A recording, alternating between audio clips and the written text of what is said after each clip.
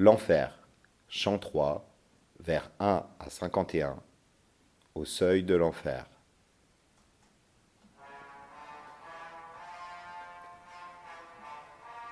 Par moi l'on entre en dolente cité, par moi l'on entre en infinie douleur, par moi l'on va parmi les égarés. Justice amue mon souverain auteur, ce qui m'a fait est divine puissance, sagesse extrême et amour antérieur. Auparavant il n'eut nulle engeance que l'éternel, éternel je dure. Vous qui entrez, laissez toute espérance. Tels sont les mots à la couleur obscure que je pus lire au sommet d'une porte. Alors je dis, Maître, leur sens m'est dur.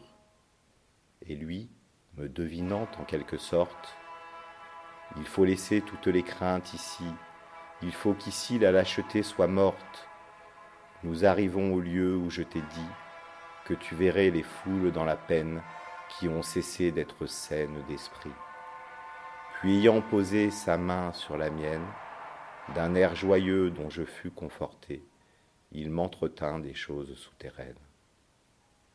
Là, les soupirs, pleurs et plaintes hurlées traversaient l'air sans étoile du tout. Et c'est pourquoi je me mis à pleurer. Langues diverses et horribles bagous, mots de douleur et accents de colère, voix fortes et faibles, accompagnés de coups, faisaient le brouhaha qui sans cesse erre dans ce milieu obscur à tout jamais, comme le sable quand la tornade opère. Moi, dans l'égarement de ma pensée, je lui dis, Maître, qu'est-ce que j'entends là?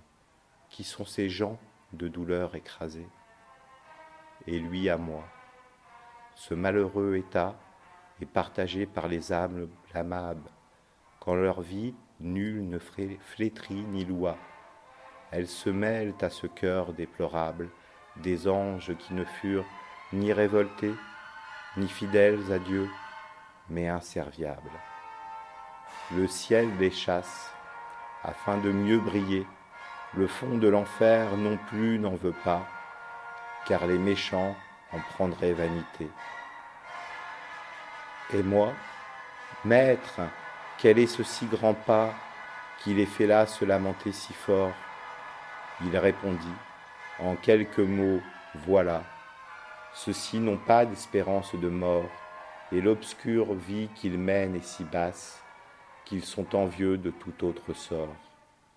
Leur renommée, le monde entier l'efface. Pitié, justice, n'ont pour eux que mépris, mais ne parlons pas d'eux, regarde et passe.